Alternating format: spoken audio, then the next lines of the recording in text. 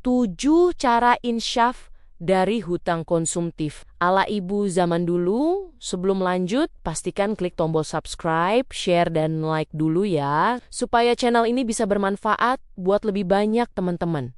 Terima kasih. Yuk, kita lanjut deh. Apa kabar ibu semua? Moga sehat-sehat terus ya. Bu, pernah tidak ibu merasa jantung seolah mau copot pas buka aplikasi belanja, lalu melihat tagihan pay later tiba-tiba membengkak? Padahal rasanya cuma beli perintilan kecil yang harganya receh. Fenomena ini memang lagi gila-gilaan ya Bu. Bahkan ada artikel dari portal berita ekonomi yang menyebutkan kalau hutang rumah tangga di Indonesia ini makin meroket gara-gara kemudahan klik sana-sini tanpa mikir panjang. Kita ini sering sekali terjebak gaya hidup mewah. Padahal dompet sedang menjerit, minta tolong. Makanya hari ini kita harus belajar insyaf bareng-bareng. Pakai jurus sakti. Ibu zaman dulu yang anti hutang, tapi hidupnya tenang.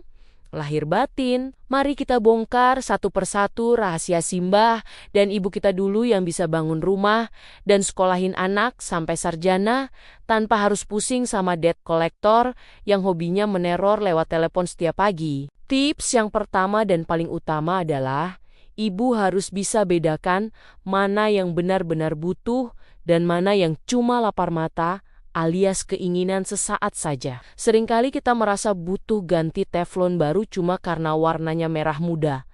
Estetik mirip punya tetangga sebelah. Padahal teflon lama di dapur masih bisa buat goreng telur tanpa lengket sedikit pun. Ingat ya Bu, kebutuhan itu kalau tidak dipenuhi, kita bisa sakit atau susah. Tapi kalau keinginan itu cuma buat memuaskan nafsu, pamer di grup WhatsApp, atau postingan sosial media saja. Coba deh, mulai sekarang kalau mau beli apa-apa, tanya ke diri sendiri sampai 3 kali, apakah barang ini benar-benar akan merubah hidup kita, atau cuma akan jadi penghuni baru yang memenuhi gudang bawah tangga. Cara kedua yang sering dipraktekkan ibu zaman dulu adalah memakai sistem amplop atau uang tunai daripada pakai kartu sakti yang tinggal gesek. Memang kedengarannya kuno banget ya Bu, di zaman serba digital begini. Tapi percaya deh, kalau memegang uang fisik itu,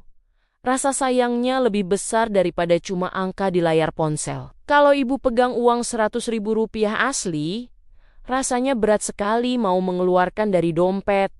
Beda kalau pakai sistem klik yang tidak terasa, tahu-tahu saldo sudah 0 saja. Coba buat 7 amplop untuk kebutuhan yang berbeda, mulai dari uang dapur sampai uang sekolah, dan kalau isi amplopnya sudah habis, ya sudah, ibu harus berhenti belanja, bukannya malah cari pinjaman baru. Lanjut ke cara ketiga, yaitu jurus masak sendiri di rumah dan berhenti tergoda sama promo makanan di aplikasi ojek online yang notabene ongkirnya sering lebih mahal dari harga kerupuknya. Ibu zaman dulu itu jarang sekali makan di luar, karena mereka tahu betul kalau uang Rp10.000 bisa jadi 1 panci sayur lodeh yang cukup buat makan sekeluarga sampai malam. Kita sekarang ini sering malas, gerak sedikit saja, langsung pesan martabak atau kopi, kekinian lewat aplikasi. Padahal di dapur masih ada sisa nasi yang bisa digoreng. Bayangkan saja Bu, berapa banyak uang yang bisa kita hemat kalau kita konsisten masak sendiri.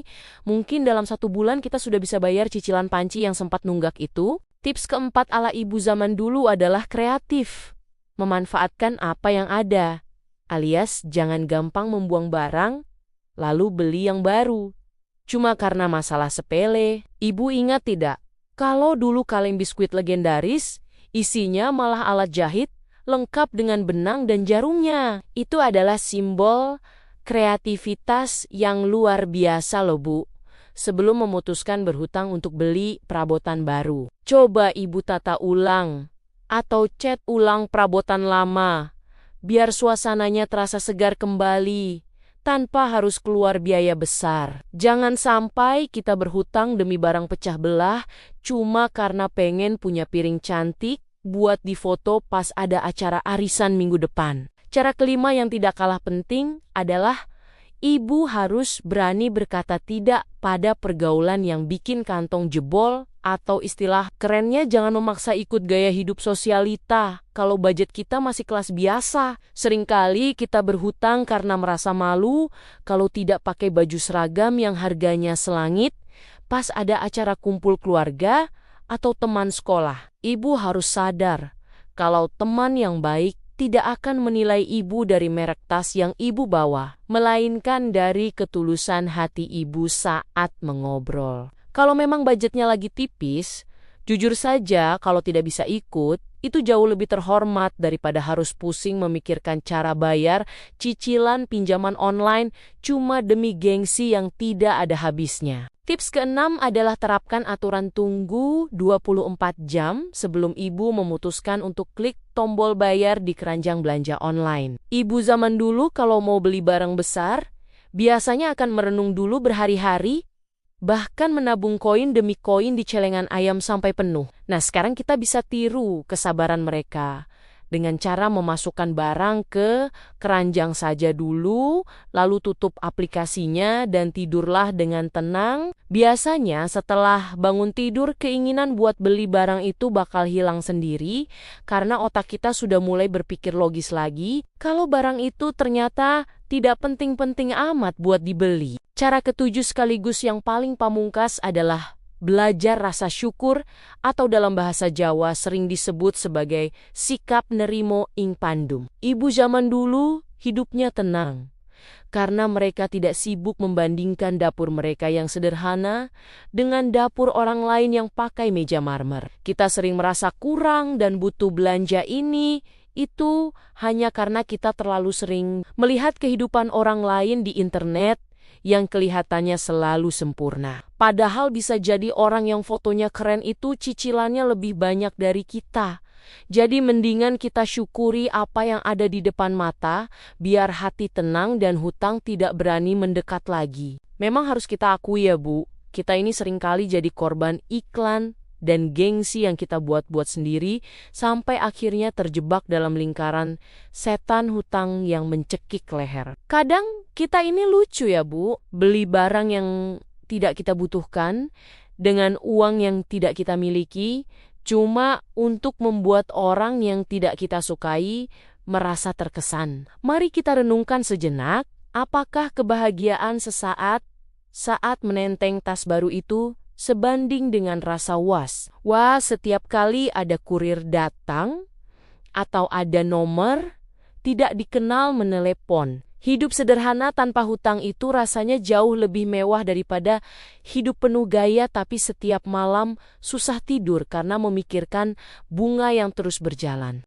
Sekarang saatnya kita bangkit dan mulai membenahi keuangan keluarga kita dengan semangat seperti ibu dan nenek kita dulu, yang sangat tangguh mengelola uang receh menjadi aset berharga. Tidak ada kata terlambat untuk insyaf dan mulai hidup jujur sesuai kemampuan kantong kita sendiri tanpa perlu merasa minder dengan pencapaian orang lain. Ibu pasti bisa melewati masa sulit ini asalkan ada kemauan kuat untuk berubah dan berhenti menggali lubang hutang yang baru untuk menutup lubang yang lama. Tetap semangat ya Bu.